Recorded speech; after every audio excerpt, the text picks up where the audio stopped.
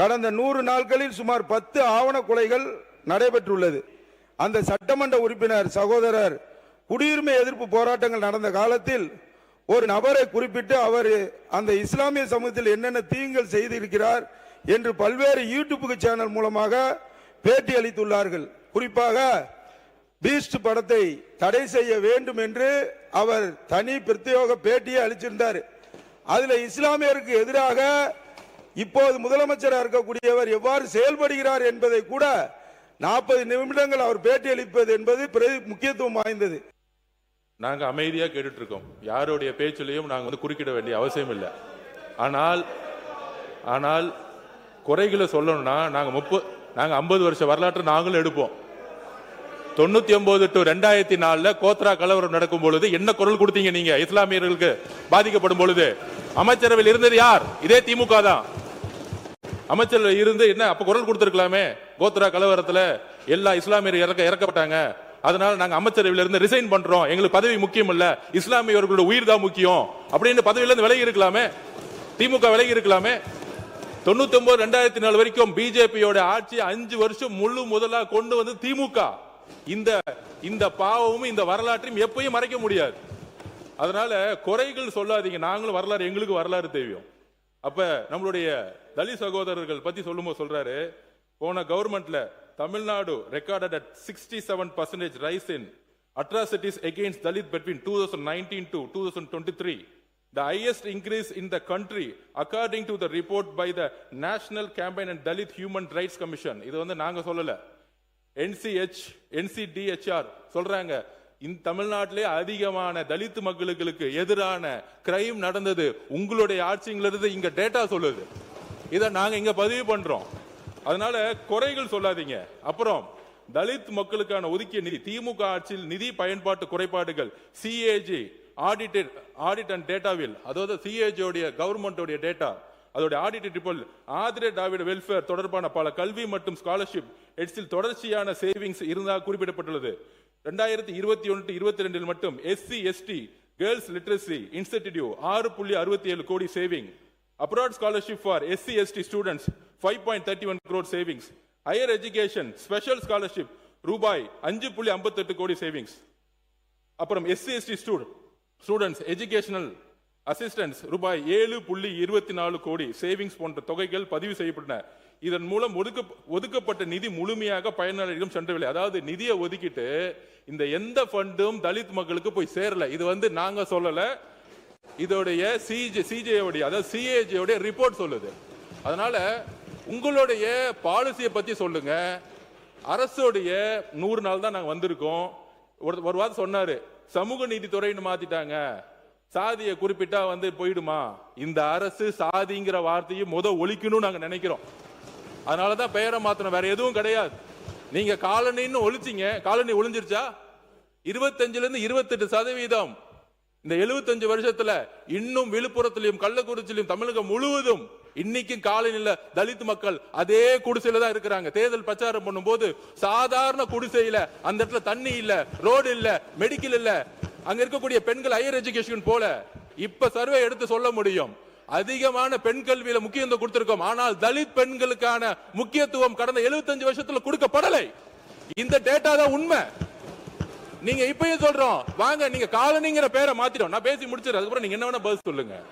ஜனநாயகபூர்வம் அருவன் பண்ணுவோம். அவர் குறை சொன்னார்ல, பேசி முடிப்போம். உங்களுடைய ஆட்சியில தலித் மக்களுக்கு இந்த சவுண்ட் எல்லாம் விட வேண்டாம். நீங்க பேசுங்க எல்லாரும். நாங்க இல்ல வேண்டாங்க, நீங்க கருத்தை மட்டும் சொல்லுங்க. கருத்தை மட்டும் சொல்லுங்க. இல்ல கருத்தை மட்டும் சொல்லுங்க. மாண்புமிகு உறுப்பினர் மாண்புமிகு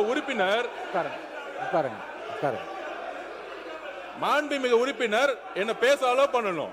எல்லாரும் பேசினாலே எந்திரிச்சு நின்னோம்னா அப்புறம் நம்மளும் எந்திரிச்சு நிக்க வேண்டியது. அவங்க பேச நான் வந்து இல்ல அவர் பேசி இல்ல அவர் பேசி முடிந்ததும் இல்லங்க அவர் இல்ல நீங்க இல்லங்க இல்ல அவர் என்ன சொல்லிருந்தா நீங்க பதில் சொல்லுங்க. நான் கேக்குறோம், நான் அனுமதி தரேன். நாங்க பேசி முடிச்சு என்ன வேணா பேசுங்க, நாங்க கேக்குறோம். உட்காருங்க. நான் பேசி முடிச்சோட நீங்க என்ன வேணா பேசுங்க, நாங்க பேசி முடிக்கல. இருங்க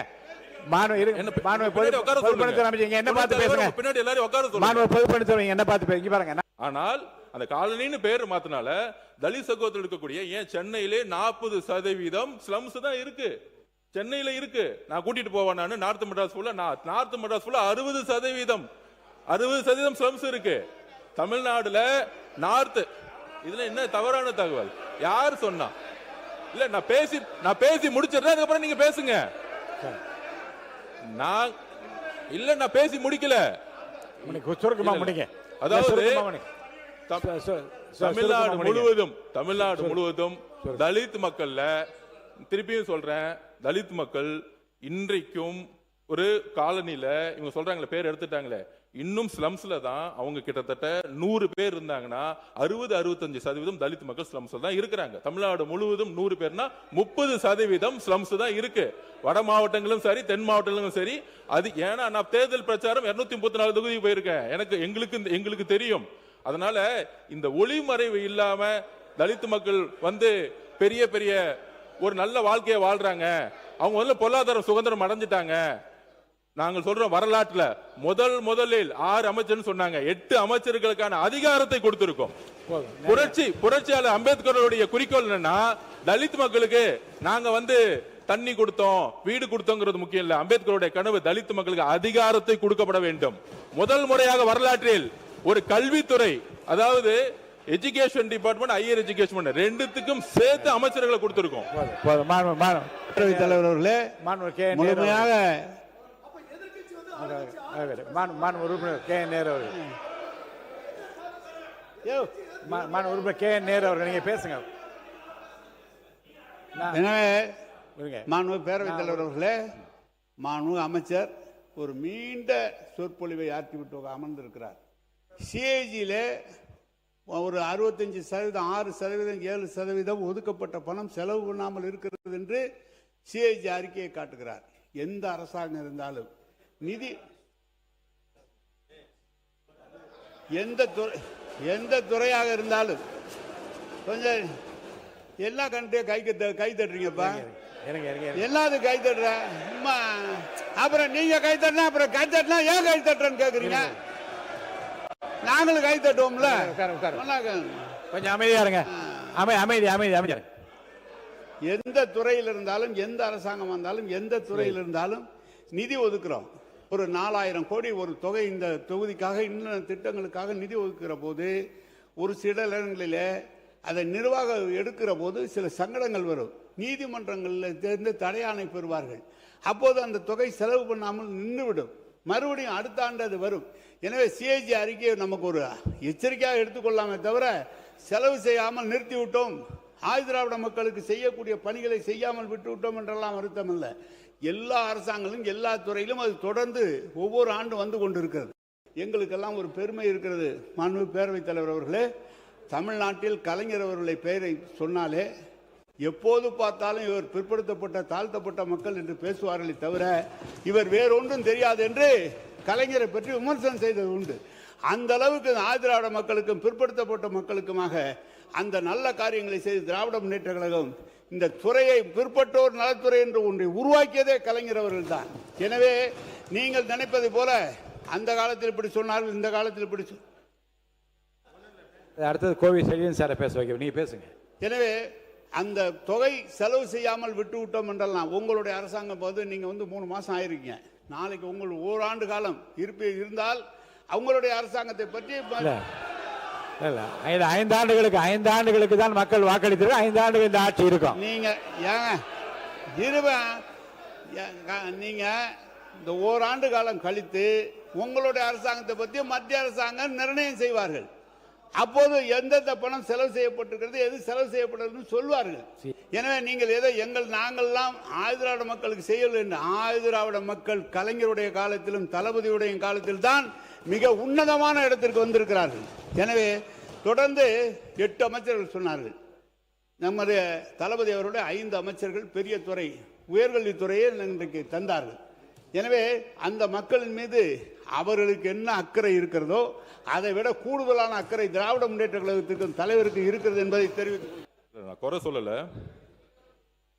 அண்ணன் செல்லியன் அவர்கள் சொன்னாரு, நல்ல திட்டம், பெரியார் அவர்களுடைய கனவு திட்டம், கலைஞருடைய கனவு திட்டம் உச்சநீதிமன்றம் தடையில இருந்துச்சு. போன ஆட்சியில் அது விலக்கு ஏற்படுத்த அனைத்து சாதியிலும் அர்ச்சகராகலாம்ங்கிறத கொண்டு வந்தாங்க. கொண்டு வந்ததை 5 வருடமும் முழுமையா அமல்படுத்தியுமா? அதோடைய டேட்டாவை மட்டும் ஒரு நிமிஷம் நான் சொல்லிடுறேன். நான் உங்ககிட்ட அந்த டேட்டாவை மட்டும் எத்தனை பேர் தலித் சகோதரர்கள் எத்தனை பேருக்கு ஜிஓ பாஸ் பண்ணப்பட்டிருக்கு, பிசி ஓபிசி எம்பிசி சகோதரர்கள் எத்தனை பேர் அர்ச்சகர் ஆகி எத்தனை கோயில்ல இப்ப இருக்கிறாங்க, அந்த டேட்டாவை நாங்க நாளைக்கு எடுத்து கொடுத்துடுறோம்.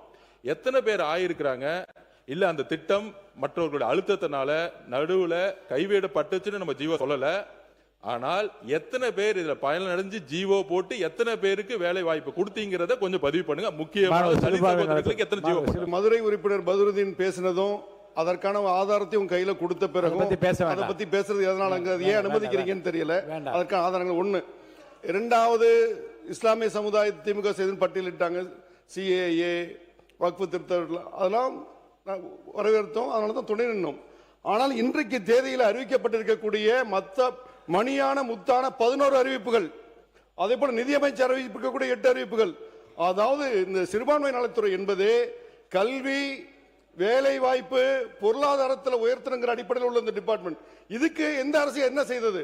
ஒரே பட்ஜெட் கூட்டத்தொடரில் 18 அறிவிப்புகள் இந்த சமுதாயத்துக்காக வந்திருக்கு. இது வரைக்கும் ஏதாவது ஆட்சி செய்திருக்கிறதா? முஸ்லிம் பெண்களுக்கு ஃபுல்லா முழு உதவித்தொகை, பள்ளிவாசல் இருக்கக்கூடிய இடங்கள்லாம் பராமரிக்க வருமானம் இல்லாம ஊதியம் கொடுக்காம 100 கோடி ரூபாய் சுழல் நிதி, 10,000 பேருக்கு திறன் மேம்பாட்டு பயிற்சி, இதே போல 18 அறிவிப்புகள் கொடுத்து சரித்திரம் படைத்திருக்கக்கூடிய அரசு மாண்புமிகு முதலமைச்சர் ஜோசப் விஜய் அரசு. உடனடியாக நல்மனம் படைத்தோர் உச்சநீதிமன்றத்தை அணுகுகிறார்கள்.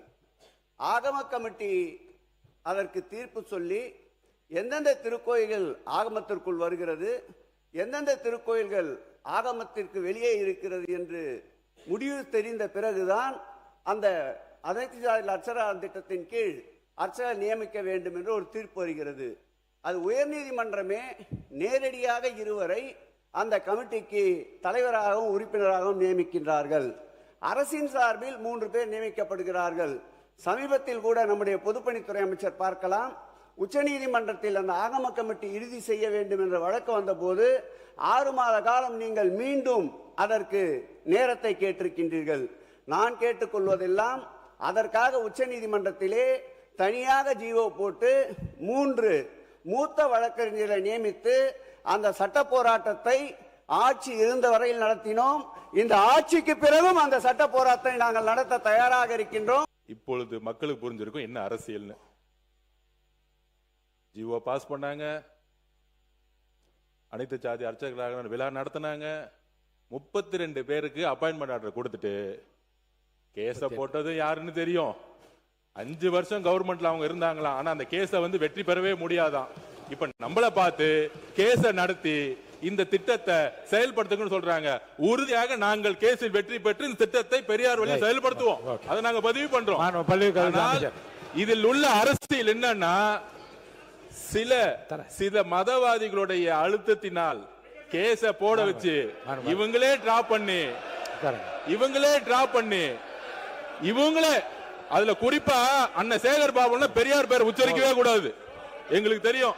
அதனால இந்த போன ஆட்சி பெரியார் பெயரை பெயரளவுக்கு சொல்லிட்டு அனைத்து சாதி அர்ச்சகர் திட்டத்தை கைவிடப்பட்டுட்டாங்க.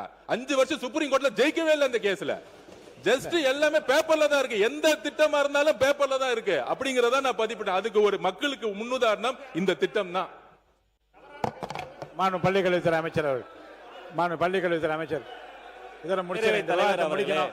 மாண்பு பள்ளிக்கல்வித்துறை அமைச்சர் அவர்கள் உட்காருங்க. பேரவைத் தலைவர் அவர்களே, அவர் பேசிட்டு உட்காருங்க. இந்த எல்லா பிரச்சனையும் எங்க ஸ்டார்ட் ஆகுதுன்னா, அவர் பேசுறாரு, உட்காருங்க. திமுக சட்டமன்ற உறுப்பினர் பேசுகிற போது அவர் பேசிட்டுங்க, உட்காருங்க. நான் பேசணும்னா பேசுங்க, உட்காருங்க. நீ பள்ளிக்கல்வித்துறை அமைச்சர் பேசுங்க. உறுப்பினர் அனுப்புறங்க, உட்காருங்க. அனுமதி தர உட்காருங்க. அனுமதி தர உட்காருங்கன்னு சொல்றேன்ல, அனுமதி தர போறேன். அடுத்தது அன்பழகன் சார் தருவேன். அது மாதிரி சேகர் பாபு உட்காருங்க. நீங்க பேசுங்க சார். மாண்புமிகு பேரவைத் தலைவர் அவர்களே, இதெல்லாம் எங்க ஸ்டார்ட் ஆச்சுன்னா, சட்டமன்ற உறுப்பினர் பேசுகிற போது சமூக நீதித்துறை அமைச்சர் இதை சொல்லிட்டாருன்னு சொல்லிட்டு தாங்கள் என்னெல்லாம் செஞ்சோம், அதை செஞ்சோம், எதை செஞ்சோன்னு பெருசா சொல்லிக்கிட்டே போனார். உண்மையிலேயே அனைத்து சாதியை சேர்ந்தவங்களை அர்ச்சகர் ஆக்கணும் அப்படின்னு அவங்க சொல்றாங்க. அனைத்து சாதியை சார்ந்தவங்களை அர்ச்சகர் ஆக்குனாங்க. சரி, அப்புறம் ஏங்க ஒரு தலித்த கூட பள்ளிக்கல்வித்துறை அமைச்சரா இத்தனை வருஷத்துல நீங்க ஆக்கவே இல்ல? இதுதான் உங்களுடைய சமூக நீதியா? உயர்கல்வித்துறை அமைச்சர் அவர் இருந்தாரு, ஏன் பள்ளிக்கல்வித்துறை அமைச்சரா ஆகல? ஒண்ணு. ரெண்டாவது அதெல்லாம் செஞ்சதா சொன்னாங்கல்ல, அது கடமை. எப்போதுமே நாங்க தான் செஞ்சோம் எங்களை ஏதோ வாங்கக்கூடிய நிலையில அப்படி தாழ்த்தி பார்க்க கூடாது. அது கடமை, ஒவ்வொரு அரசின் கடமை. ஒடுக்கப்பட்ட மக்களுக்கு வேலை செய்வது கடமை. 3, இவ்வளவும் சொன்னீங்களே, அதே கட்சியில இருந்து எத்தனையோ மூத்த உறுப்பினர்கள் இன்னைக்கு இந்த சமூகத்தில இருந்து, ஒடுக்கப்பட்ட சமூகத்தில இருந்து இத்தனை பேர் வந்துட்டாங்க, இவ்வளவு பேர் வந்துட்டாங்க. நாங்க போட்ட பிச்சைன்னு சொன்னதை மறக்க முடியுமா? யாருக்கும் பிச்சை போட வேண்டிய அவசியம் இல்லை. பாபா சாஹேப் அம்பேத்கர் கொடுத்த உரிமையில் நாங்கள் வாழ்ந்து கொண்டிருக்கிறோம். அதனால மதிப்பிற்குரிய உறுப்பினர் பொதுக்கூட்டத்தில் பேசுவதை போல பேசுகிறார்னு இவரை சொல்லாதீங்க, அவரை சொல்லுங்க. கருத்தை எதிர்கொள்ளுங்க. நீங்க கொடுத்து வாங்க வேண்டிய நிலைமையில நாங்க இல்ல. எல்லோருக்கும் எல்லாம். இது அம்பேத்கர் எழுதி வைத்த சட்டம். இதை செய்ய வேண்டியது கடமை. மாண்புமிகு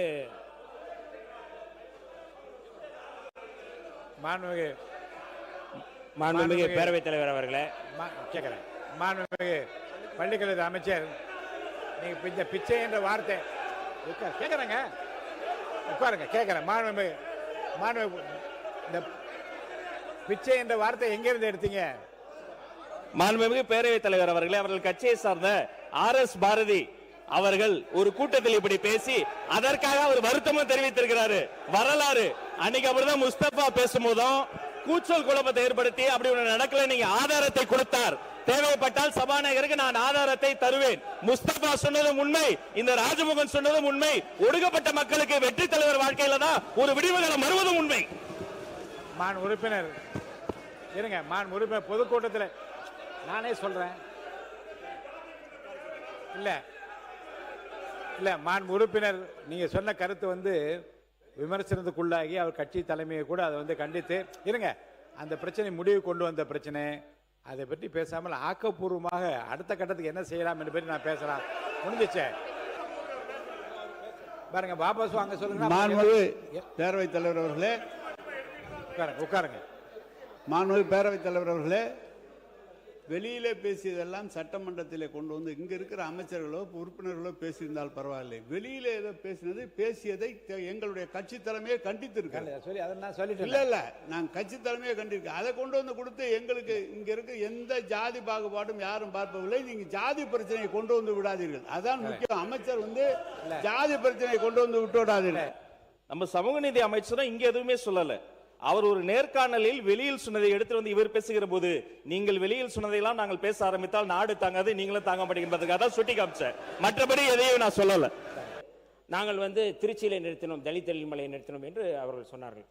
நான் இந்த அவையிலே கேட்க வேண்டிய கேள்வி என்பது, நீங்கள் இந்த நிறுத்துவது என்பது கோட்பாட்டு அடிப்படையில் பேசுகிறீர்களா அல்லது பச்சாதாபத்தின் அடிப்படையில, பரிதாபத்தின் அடிப்படையில் இதை சொல்கிறீர்களா? நான் சொல்றேன். நான் உட்காருங்க சார், அமைதியா பாருங்க. எல்லாருக்கும் உட்காருங்க. மான் உறுப்பினர் CV சண்முகம் உட்காருங்க. உட்காருங்க. தலித்துகளை வந்து நீங்கள் இல்ல தலித்துகளை பேச விடாமல் இதுதான் நீங்க செய்யற காரியமா? நான் கேட்கிறேன். நான் முழுமையாக பேசுவதற்கு எங்களுக்கு அனுமதி கொடுங்கள். நான் முழுமையா பேசணும். 2 சட்டமன்ற உறுப்பினர்கள் ஒருவருக்கு அமைச்சரவை கொடுத்து ஆட்சியிலும் பங்கு அதிகாரத்திலும் பங்கு என்பதுதான் கோட்பாடு. ஆனால் 4 சட்டமன்ற உறுப்பினர் இருந்தபோது கூட ஒரு அமைச்சரவை நீக்கவில்லை என்றால் ஆட்சியிலும் பங்கு அதிகாரத்திலும் பங்கு என்கிற கோட்பாடு, நீங்கள் கோட்பாட்டு அடிப்படையில் பேசவில்லை, நீங்கள் பச்சாதாபத்து அடிப்படையில் பேசுகிறீர்கள் என்கிற செய்தியை நான் சொல்ல விரும்புகிறேன். கோட்பாட்டு அடிப்படையில் நான் பேசுறேன், யாரை நான் தனிப்பட்ட முறையில் பேசல. தயவு செய்து திமுக உறுப்பினர்கள், நான் வந்து கோட்பாட்டு அடிப்படையில் பேசுறேன், தனிநபர் அடிப்படையில் பேசல. ஆனால் அவங்க தனிநபர் அடிப்படையில் பேசுறாங்க. நான் சொல்றேன், நான் அடிப்படையில் பேசுறீங்க நீங்க. இல்ல வேற கருத்துக்களை இல்ல. இதோட முடிங்க. நான் முடிக்கிறேன். உயர்கல்வித்துறை அமைச்சர் உட்காருங்க. உயர்கல்வித்துறை அமைச்சர் உட்காருங்க. நீங்க பேசுவதற்கு எனக்கு அனுமதி கொடுங்க தயவு செய்து. நான் முடிக்கிறேன். இந்த சப்ஜெக்ட் முடிக்கிறேன். இல்ல நான் என்ன கேக்குறேன், பதிலுரை இருக்கிறது. இருங்க. இல்ல கிராமத்துல வந்து சாதி பின்புலத்தில் அல்லது சாதி ஆதிக்கத்தில், பண்ணை ஆதிக்கத்தில் பல செயல்பாடுகள் இருக்கின்றன. நாங்க வந்து புதிய சட்டை போட்டா என்ன சட்டை போடுறான், இவன் புதிய சட்டை போடுறான், வெள்ளை சட்டை போடுறான்னு சொல்லுவாங்க.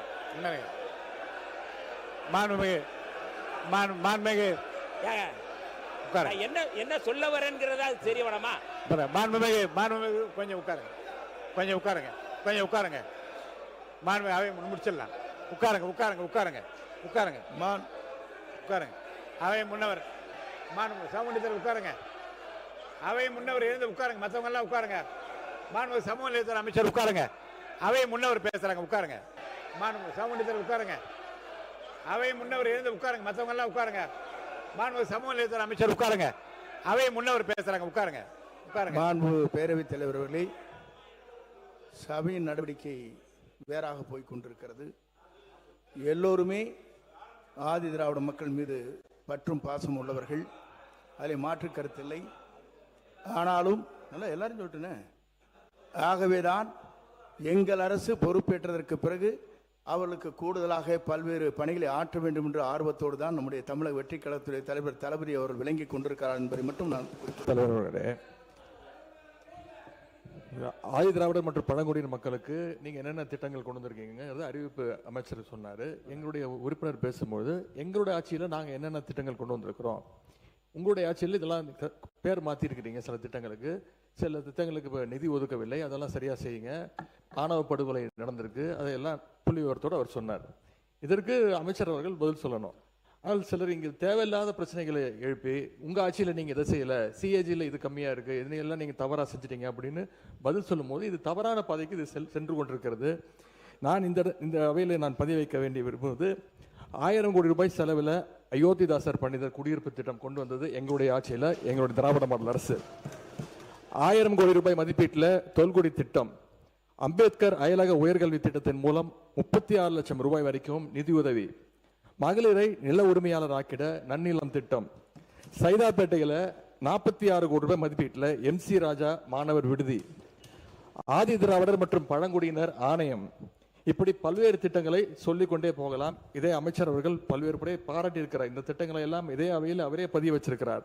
இது எல்லாவற்றுக்கும் மேலாக ஆதி திராவிடர் மற்றும் பழங்குடியின மக்களுக்காக ஒதுக்கப்படுகின்ற அந்த நிதி உரிய முறையில் செலவிடப்படுவதை உறுதி செய்யும் விதமாக ஆதி திராவிடர் மற்றும் பழங்குடியினர் மேம்பாட்டு செயல் திட்டம் சட்டம் 2024 அதை நிறைவேற்றம் செய்தது எங்களுடைய முதலமைச்சர் எங்களுடைய திராவிட மாடல் ஆட்சி என்பதை இங்கே பதிய வைக்க விரும்புகிறேன்.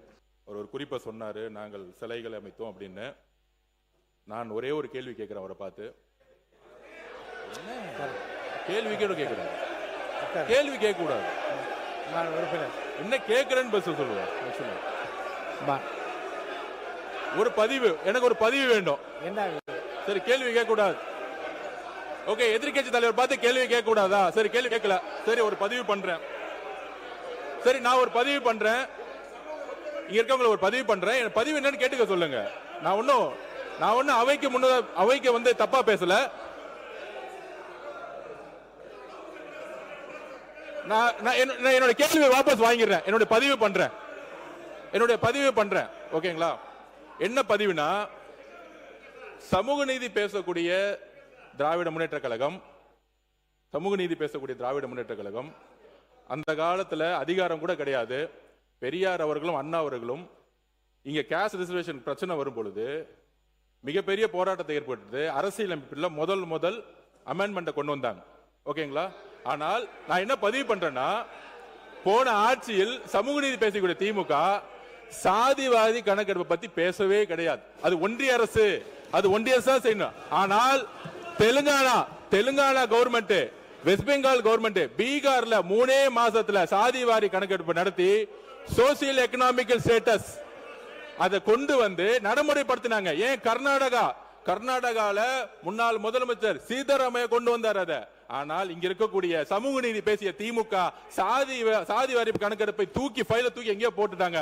எங்களுடைய முதலமைச்சர், எங்க அரசு தான் சமூக நீதி கணக்கெடுப்பை இன்னைக்கு வந்து டிக்ளேர் பண்ணிக்கிறத பதிவு பண்றோம். ஏன் அவங்க நடத்தலன்னு சொல்லுங்க. ஒன்றிய அரசு, சென்ட்ரல் கவர்மெண்ட், பிஜேபின்னு சொல்லி தப்பிக்க கூடாது. ஏனால் மாநில அரசுக்கு உரிமை இருக்கு. சாதி வாரிய கணக்கெடுப்பு நடத்துறதுக்கு மாநில அரசுக்கு உரிமை இருக்கு. மாண்புமிகு பேரவைத் தலைவர் அவர்களே, ஆதி திராவிடர் மற்றும் பிற்படுத்தப்பட்ட தாழ்த்தப்பட்ட மக்களுடைய நல்வாழ்வு குறித்து சமூக நீதித்துறை சார்பில் இன்றைக்கு விவாதம் நடந்து கொண்டிருக்கிறது. அமைச்சர் பெருமக்களிலிருந்து புள்ளி விவரங்களையும் சற்று கோபதாபமான செய்தியும் ஒன்றுமே செய்யவில்லை திராவிடம் என்பதை பேசுகிறார்கள். நான் முடித்து வைக்கதான் வரேன். ஆனால் எதிர்க்கட்சி என்பது கேள்விகளை கேட்பார்கள், கோரிக்கைகளை வைப்பார்கள், செய்யுங்கள் ப்ளீஸ் சார் கொஞ்சம் இருங்கள். அப்புறம் கட்டுப்பாடா இருக்கிறாங்க. யாரப்ப அப்படி இல்ல சார், இல்ல ஒத்துழைக்க. எதிர்க்கட்சி உறுப்பினர்கள் வெறும் கரண்டியோடு வருவதற்கு சமம். அண்ணா சொன்ன மேற்கோள், எதிர்க்கட்சி உறுப்பினர்கள் வெறும் கரண்டியோடு வருவதற்கு சமம். ஆனால் ஆளுங்கட்சியில் இருக்கக்கூடியவர்கள் தான், அமைச்சர்கள் தான் கையில் இருக்கிற கரண்டியில் எண்ணெயோடு வர வேண்டும். ஒரு துளி சதறா கூட ஒரு அரசுக்கு, ஒரு நாட்டுக்கு இழப்பு என்பது போன்ற ஒப்பீடுகள் உண்டு. இந்நிலையில் மரியாதைக்குரிய பொதுப்பணித்துறை அமைச்சர் அவர்கள் என்ன செய்து விட்டீர்கள் என்றார். ஏப்ரல் 14 அண்ணல் அம்பேத்கர் பிறந்த தினத்தை சமத்துவ உறுதிமொழி நாளாக ஏற்று எல்லா சமூகத்தினரும் எழுந்து நின்று சமத்துவம் சமதர்மம் என்று சொல்ல வைத்தது கழக அரசு. அது மாத்திரமல்ல, மாண்புமிகு சமூக நீதித்துறை அமைச்சர் நாங்கள் என்னமோ பொது தொகை நிறுத்துவதற்கு வலிந்து சொன்னதை போலவும், இவர்கள் என்னமோ தலித்தெழுமலை ஐயா அவர்கள் நிறுத்தியதை வலிந்து சொன்னதை போலவும் ஒரு பிரச்சாரத்தை, ஒரு பொய்யான கட்டமைப்பை காட்டுகிறார். நான் பணிவோடு கேட்பது, நாங்கள் இத்தனை பேர் நின்று வென்றிருக்கிறோம் என்று நீங்கள் சொல்லுகிற தருணத்தில், நாங்கள் இத்தனை பேர் அமைச்சர் ஆக்கியிருக்கிறோம் என்று நீங்கள் பதிவு செய்கிற தருணத்தில், இன்றைக்கு நீங்கள், ஆனால் அன்றைக்கே நாங்கள் என்று சொல்லுகிற உரிமை கடமை திராவிட முன்னேற்ற கழகம் திராவிட இயக்கத்திற்கும் உண்டா இல்லையா? நான் இன்னும் கேட்கிறேன், 2025 எஸ்சி எஸ்டிகளுக்கு அந்த திட்டத்தை இம்ப்ளிமெண்ட் செய்ய வேண்டும் நிதியமைச்சர் 25,000 கோடி அறிவித்திருக்கிறார். நான் பணிவோடு கேட்கிறேன், நிதியமைச்சர், சமூக நீதித்துறை அமைச்சர், பொதுப்பணித்துறை அமைச்சர், அந்த 25 கோடி ரூபாய் எந்தெந்த திட்டத்திற்கு செலவு செய்கிறோம், கொள்கை விளக்கு குறிப்பு உண்டா, அறிவிப்பு உண்டா? எனவே ஏட்டளவில் மட்டும் சொல்லிவிட்டு போகிற இயக்கம் திமுக அல்ல, அடித்தட்டு மக்களுக்கு செய்கிற இயக்கம். இன்றைக்கும் குடிசையில் இருப்பவர்கள் கோபுரத்திற்கு எட்டக்கூடிய வகையில் குடிசை மாற்று வாரியத்தை உருவாக்கி தாழ்த்தப்பட்டவர்களை விண்ணுயர செய்தது கழக அரசு. எனவே இது வெளியில் இது ஒரு சமூக பிரச்சனை. அதோடு முடித்துக் கொள்கிறேன், இது ஒரு சமூக பிரச்சனை. இதில் வேண்டாவாதம் விதண்டாவாதம் பேசி குழப்ப நிலை உருவாக்கி மக்கள் ஐயத்தை உருவாக்க வேண்டாம். மாண்புமிகு பொதுப்பணித்துறை அமைச்சர் சாதிவாரி கணக்குகளை எடுத்தீர்களா என்று கேட்டார். பீகாரில் எடுத்தார்கள், நீதிமன்றத்தில் தடை. எங்கள் அரசு சொல்லுகிற வாதம், உச்சநீதிமன்றம் எங்கள் அரசு சொல்லுகிற வாதம், சாதிவாரி கணக்கெடுக்கிற உரிமை ஒன்றிய அரசுக்கு உண்டு. எனவே இந்த திட்டத்தின் அடிப்படையில் தான் கழக அரசு மேற்கொண்டதே தவிர சாதிவாரி கணக்கு எடுக்க வேண்டும் எடுக்கக்கூடாது என்பதில் எந்த நிலையானதும் அல்ல. மாறாக அது செய்வதற்கான உரிமை ஒன்றிய அரசுக்கு உண்டு, வலியுறுத்த வேண்டிய கடமை அவர்களுக்கு உண்டு. எனவே அந்த அளவில் தான் திராவிட முன்னேற்றம் கையாண்டது. எந்தைக்கு தாழ்த்தப்பட்ட மக்களுக்கு அரண் திராவிட முன்னேற்ற கழகம், அதன் தலைவர் கலைஞரும் எங்கள் அண்ணன் தளபதி என்பதை பதிவு செய்கிறேன்.